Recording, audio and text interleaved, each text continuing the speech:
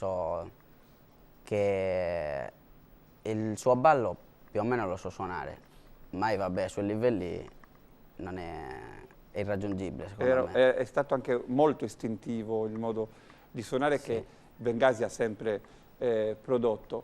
E ovviamente la tua esperienza nasce anche dal suo insegnamento e dall'ascolto.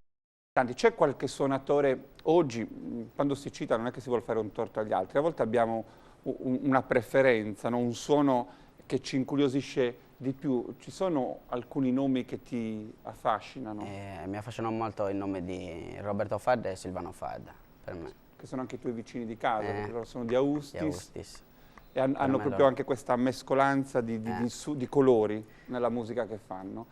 E una cosa che volevo chiederti ancora, dove vuoi che ti porti la tua musica? Cioè, cosa stai facendo nel tempo per continuare a vivere di musica, per perfezionare la tua formazione? Intanto mi alleno ogni giorno, suonando tipo un'ora e mezza al giorno.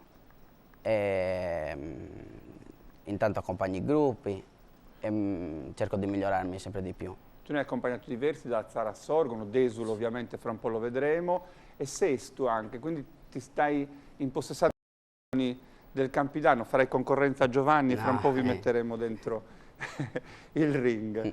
Va bene, allora facciamo una cosa Paride, ascoltiamo Dalla Montagna Produce, una bellissima esperienza che ci ha visto vicini, e proprio accompagnare i suoni del tuo paese, Sant'Antonio Abate, il gruppo folk e questa danza desulese, Paride Pedio.